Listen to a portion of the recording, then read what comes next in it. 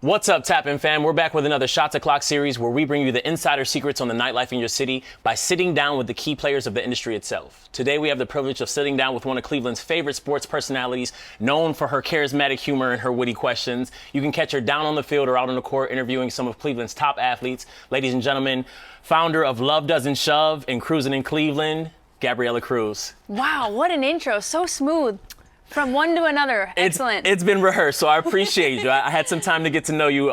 Before we get started, I just want to say I absolutely am grateful for the opportunity to sit down and talk to you, mostly because you get what it's like to be on this side. So I won't say I've got big shoes to fill, but I definitely want to meet up. You do what you do really well, so I want to make sure I hold you to that standard. Oh, I appreciate that. Well, you're doing a great job so far from what I've seen, so thanks for including me. Thank you. Well, people may know of, see your face throughout the city, but they may not know who you are as an individual or your story. So if you don't mind, give us a little background on you and how you got into this field.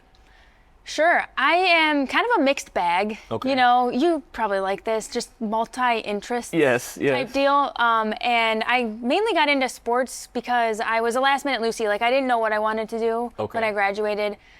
I had a feeling maybe sports would be a good fit for me because I was an athlete. I did run in college and I did play sports growing up. Sports are fun. So I was like, that sounds good. And after school, I ended up getting a master's degree. Like I said, I was a late bloomer. I'm like, maybe I should get more specialized skills. Okay. If I want to do communications, maybe it needs to be more like learn to edit and learn to write for news and give my skill set sharper tools. Okay, yes. So I got a master's degree from Syracuse, and that really helped me. I really love editing. I love storytelling, visual storytelling. Really? Most editing. people don't. I think it's fun. Okay. And then TikTok hits and all this stuff. I wish I could have been cooler, figured it out.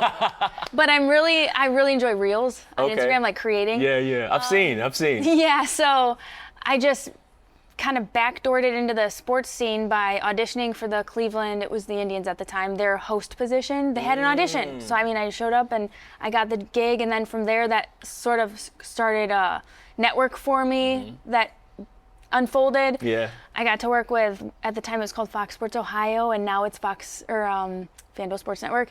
And Channel 19 was like, oh, would you want to do some feature work for us as a freelancer? I said, sure. So I'm still doing that. And I've been a full-time freelancer for a minute. I think that's pretty stubborn on my end. But listen, it's great because you say you box yourself in with the sports aspect, but that opened up so many other doors for you.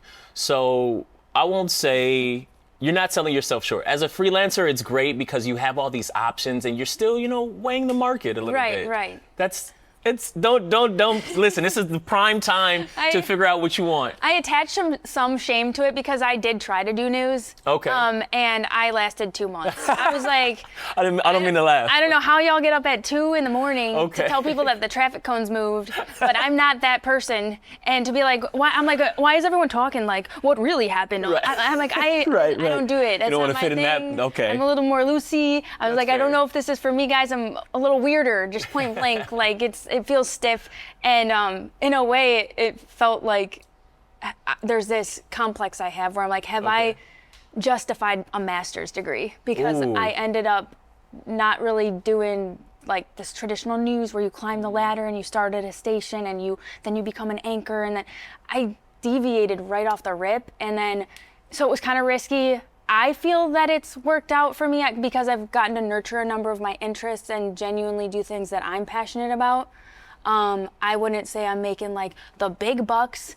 I'm happy enough. I get to hit up Whole Foods here and there. I get to do what I want to do, and that's enough for me. Right. Well, from an outside perspective, you have taken the tools that you acquired with your master's degree and built your own, right? So don't discredit it because you didn't use those tools to build somebody else's dream or fit into somebody else's pocket. You are literally laying the bricks for your own foundation. That means something. I appreciate that. Absolutely. So Cruising in Cleveland, I want to talk about that a little bit because that's a new venture for you. Right. I think after so many years of, again, not fitting in other spaces like other people's boxes, but I'm in these avenues where there's a job and I fulfill that role. Okay. And I think that I was just ready to scratch that creative itch. I'm like, I kind of want to do my own thing though. And Cruising Cleveland, once I got my Jeep, which I kind of have an emotional attachment to now. It was one of those things where I drove a 2001 Corolla for 9 years. And then during COVID, I was like, you know what? It's time to retire old Sally. Okay. And I leased my Jeep thinking like, I'm going to ride out my 20s in style. And what happened was I became a Jeep. I'm in the cult now. Okay, at least you get it. Yeah, you get it. I'm totally in. People were like doing the I'm like, and then I figured it out. I'm like, I'm in the world. Yeah. Like I'm, A Jeep queen. Yeah, and they do the little ducks. Yeah. And I don't know, and I just, you duck each other. It's a game. It's fun. I don't know. It's so small, but it's addictive. I don't have a Jeep, so like I've seen it in passing. I got a few friends with Jeeps, and I didn't realize like how intimate. You duck each other. Yeah, you just come out of the grocery store and somebody put a duck on your windshield or on your little door handle. It's a whole thing. Okay. Yeah. I'll have to put a pin in that one. When I get my Jeep, I'll duck somebody for sure. And it's funny because I didn't make it low key at all. I made a bright yellow Jeep, and so it's kind of become my brand. Okay. That's kind of my energy though. Like yellow, I feel that is what I want to bring is light and warmth. So I felt that it embodied more than just my vehicle. Yes, I'm spending tons of time in there to travel to all these gigs, but I was like, this could be a cool format for a show, kind of like, James Corden does the carpool karaoke. I really loved Seinfeld's comedians in cars getting coffee. And I'm like, what about a sports version of that? I can make it my own, and so it's been an experiment. Okay. Seen our video guy for today knows. He's been helping me do some of these. It's just Trial and error. I'm trying to do full lengths so that they can hopefully go to TV. I've gotten green lights for this to air on TV. Look at you, ambitious. I love that. The only thing is, that edit is so different than shorts edits. And then I'm also working my other jobs and coordinating and planning and then finding out how to do the edits. And, it's been a little bit of a juggle in that capacity, but it's been fun and I just want to keep doing it. Okay. No, I love that. I've seen an episode or two, so it's great. And I wish you the absolute most success moving forward because you can tell you have a lot of personality and a lot of yourself into it. It's not a pocket that you fit in. Even when I said, charismatic humor and witty questions, hearing some of the questions that you get people to kind of like interact with you it's very intimate, very personal. You can tell you put your own spin on it. Oh, well, thank you. Some of it is very much winged. Okay, well, you're quick on your feet. Yeah. That's a testament to your wit for sure. Do you have a I made it moment? What really stands out for you in your current career? You know what's funny is, in one aspect I could say, nah, not really. In another aspect I could be, again, in the box that says, my measurement has to be an award of some kind. I'm not in a position to ever win an Emmy. Okay. Based on where I am freelance.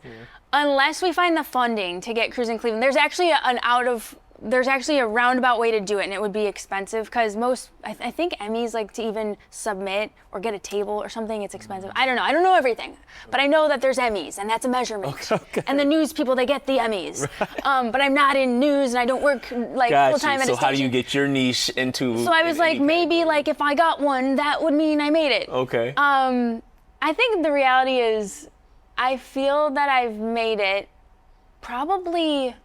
And it's almost like knock on wood. This is probably childhood trauma coming to play, but I feel like I had good things happen for me this year, and I've been super fortunate and grateful, and like I feel very blessed because I've been able to take some of my vision, and it was a risk, and I saw it come to fruition. And because I saw it come to fruition, I was like, I do feel like I've made it, because I've made my dreams a reality. And I mean, it was a small thing, but to me, it meant a lot. For example, I just decided, what if I got a CABS credential? What if I asked to get a media credential? And that way I could have access to going to the practices, showing up at games.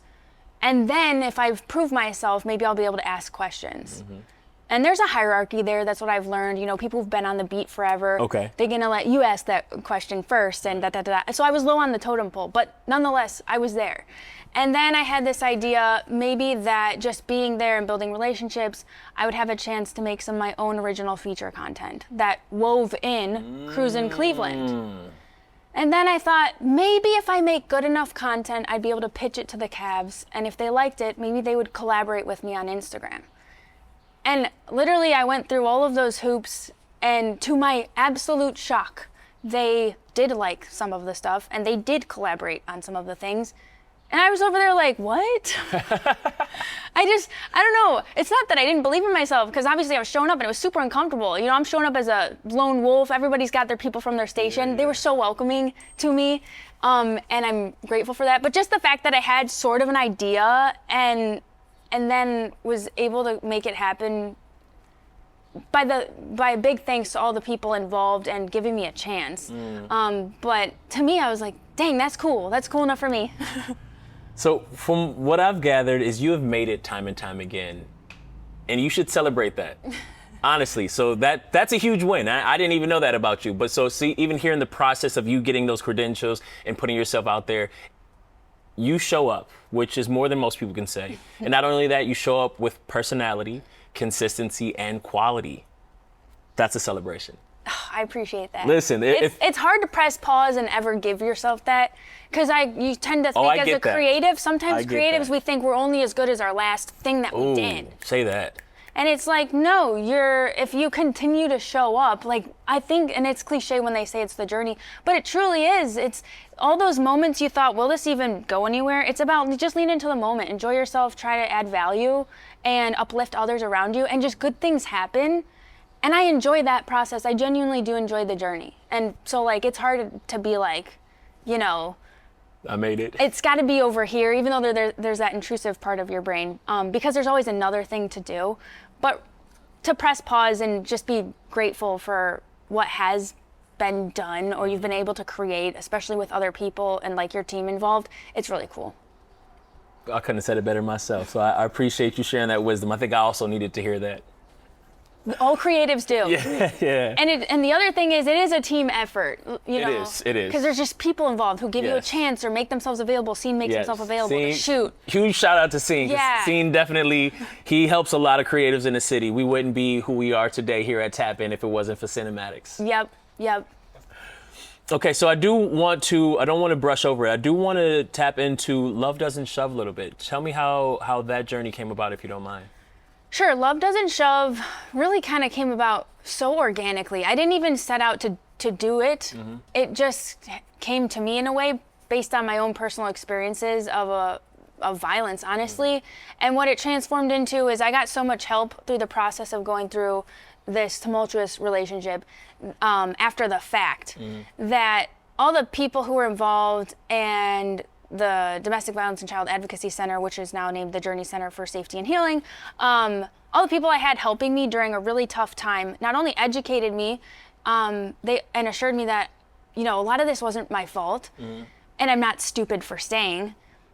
I saw that the education was not just informative, it was healing. Okay. Yeah, it was healing because it made me look at some of my childhood, and it enlightened me in so many ways that I was like, hold on a second. Some of this is so, it just, other people should know about it. I feel like we could bring this into schools, and maybe that'll prevent other students, like young people my age, from even getting to that place.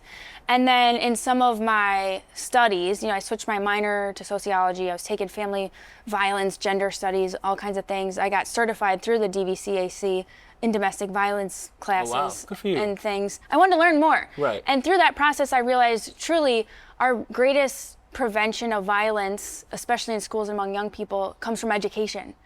So I don't know, it just came up naturally. I think that my family violence teacher originally asked me to come back to class and share kind of some of my story. Okay. And then from there, another teacher, it just became this thing. And then really what took off was when the Indians went to the World Series, I think when a Channel 5 reporter did like a feature story on me, and Love Doesn't Shove got brought up. And when I talked about the mission of the program to, you know, educate about the dynamics of healthy relationships as a means of violence prevention, and to just promote a safer, more fulfilled society or whatever for people, then I started to get a lot of schools knocking on my door. So I was able to go into schools. I formulated a whole program. And I am a 501c3, so I am a nonprofit. I did all the state filing things. And truly, it's just been a word of mouth thing. Schools every year, I'm doing a handful of presentations, maybe more. Like sometimes I have busy schedules with Love Doesn't Shove, but it's really meaningful work. I love working with the students. I love feeling like I'm helping. You know, I just like, they listen, they participate, they ask great questions. And to help, to make people, young people feel heard and validated or have epiphanies that can help them make positive decisions, or even maybe take a look at themselves and work on things so that they can interrupt generational cycles of violence. I think it's important. And now the state of Ohio in the last few years has passed laws to have some of this programming mandatory in schools, which was the whole point, the whole reason why I created it. Right. Was I thought this is an important conversation for schools. So I've enjoyed being part of it and working with students and just feeling like maybe I can help people. Well, listen, that even hearing the passion and how you speak of it, I can tell that there is, you know, real intent that goes into the education. So you're doing God's work for sure. I appreciate it. Let's talk about the Cleveland nightlife itself. Now, you've kind of developed a personality amongst the city. I don't want to call you an influencer per se, but you definitely have that demeanor about you. So what do you feel, and it doesn't have to be about the Cleveland nightlife in specific, what do you feel that Cleveland has that other cities don't have? Ooh, our creative culture is so unique, incredibly diverse and unique. And I think people sleep on that. I mean, if you can find so many unique creative talents here, and there's tons of ways to access them in the greater Cleveland area and downtown Cleveland. And I think that's what makes us unique is just, but then I guess we could say other cities have creatives, not like us. Am I biased? No, not at all. Say it. When I say the unique part of it though, that's what I'm putting the emphasis on. It's just you find unlike anybody else. And maybe we don't have all the lights on us, but at the same point, a lot of our creatives have gone on to do bigger things in bigger cities. But even just existing here in our world, you can have such an enriching experience leaning into that creative culture, whether that's stand-up comedy, live music, people who are actually creating with their hands, you know, artwork in whatever capacity that is. We've got so much for people to enjoy here.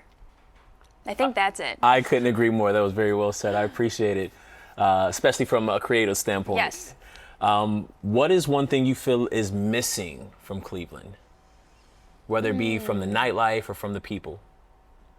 Missing? Ooh, I was gonna say something about, but I think we're fixing this. Like parking. Okay. I don't always have change. But a lot of them are changing now. They're switching you over. You can do a little with your phone. Yep. And that Scan was the a huge, QR code. That was my only ask. Okay. And now it's happening. That just started happening. That just started happening. And our little birds and stuff, our little scooters. I'm like, awesome, good stuff, love it. That's all. That's all I really wanted, and we have it. So I don't really know what we're missing. Let me think. Okay. We won't put Cleveland down because we are making the difference and the changes as we see it. So when you're out kicking it, now I'm not saying that you're a frequenter out in the Cleveland nightlife, but do you have a preferred area to go? Yeah. I won't make you make a specific venue per se, but location, be it downtown, Tremont, the Flats, Coventry, Cleveland Heights. I think it depends on the mood for sure. I feel that I give a lot of my energy to my actual jobs, so sometimes I end up like the kid who's like, I can't do anymore. I got to go do something more relaxing. Okay. So much of my weekends are sports and being on and giving energy so that you can have an amazing experience at the ballpark, and we're gonna make memories and it takes energy and or a presentation even that takes your emotional energy. Yes. So a lot of times I'm like, I think I just gotta chill. But when I do find my second win, it's over for you. Okay. Fill in the blanks.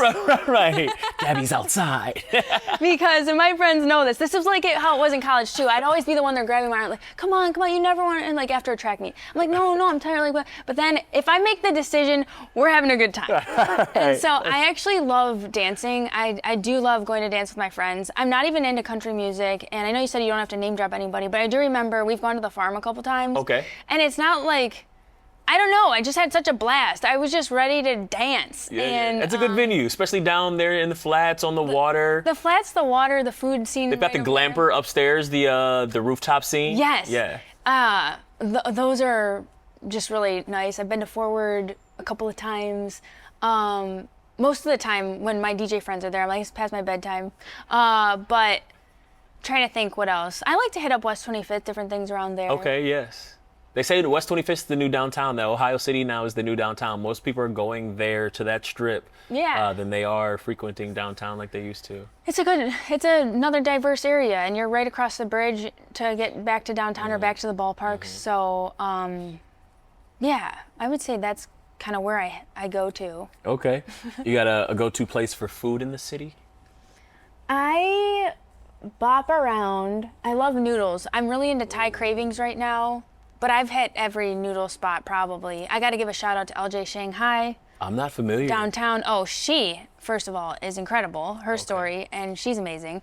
But her signature, Lily, my friend Lily and I would like to get the spicy noodle soup there.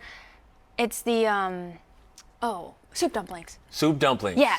Oh, big time soup dumpling place. And I wasn't particularly a soup dumpling person, but then you go there and you're like, you become that. Yeah. Okay. You don't pick the persona. It picks it picks you? Oh, got when you get there. Got so you. everyone who's probably like, oh, that's big whoop. No, just you have to try it. Okay. Before you. Noted. Yeah. I would definitely take Gabby's recommendation. Okay, well let's hone in a little bit.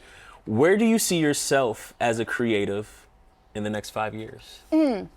That's always been a kind of a tough question for a sporadic type B like me. But I do see me continuing to go along this journey of giving myself permission to do Cruising Cleveland. And As you should.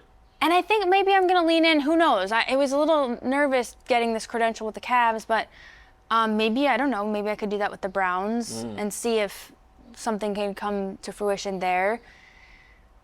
And start challenging myself in that aspect to operate in that capacity. I see myself in 5 years getting married. And I don't know, I just want to pour into other people, honestly. What gives me gratitude, it's not even like my goals. It's like, I just like to do dope shit and and through that, make other people excited about what they're doing and then even rope them in and we can all be excited and pour into each other and just good things. Like, I just like to add value, honestly. You have a very contagious personality and I'm grateful for that. Yeah, so whatever that is, I feel like some people really have the list. I don't have it yet. It recreates itself every day. It probably does. I know, like, from an annual standpoint, I kind of have a couple things I'm trying to accomplish within the year. And even that ebbs and flows, or it shifts and it's flexible. But it's hard for me to say 5 years. I think the biggest thing I want to do in the next 5 years is just continuing to hopefully just be a light and uplift others and add value. I just want to have my creativity mean something in a way that inspires other people in whatever capacity that is. Yeah. Very well said. All right. Do you have any advice for any upcoming hosts or personalities in the city, other creatives? I would say give yourself the freedom to be cringe. People aren't talking about this enough. Okay. The more you judge or the more you edit, the further you're going to get from your masterpiece. So give yourself that creative freedom to be your natural self. And you will find your voice along the journey. But some people, and at first I was, because I in the beginning I used to care what people thought a lot more. I used to think, like, if people left a mean comment on my YouTube videos of like cheesy car commercials I did, because I wrote them all and they let me be myself, and then some people were haters, I was like, oh, they're gonna fire me. I mean, I'm still doing their car commercials. They've evolved over time, but what I mean to say in all this is, like, just start out of the gates at wherever you are on your timeline, allowing yourself to be your natural you. And then when you evolve naturally, that's fine. But if you can really just give yourself permission, I think that journey will come the way it is perfectly. Take that to heart. All right, and then last, How would you describe Cleveland in 3 words or less? 3 words or less. Okay. Does it have to make a sentence? No, it could be Okay. individual words. It could be all adjectives. Yeah. I really should have looked into my dictionary today. Because creative now sounds cliche, but creative, cultured, but like we're down to earth. So like maybe humble, creative, prospering. You just spoke life into the city, Gab. Yeah, there we go. We appreciate that. And on that note, ladies and gentlemen, we appreciate you tapping in with us. Please be sure to tap in with Gabriella Kreuz over at Kreuz in Cleveland and Love Doesn't Shove. We'll talk to you soon.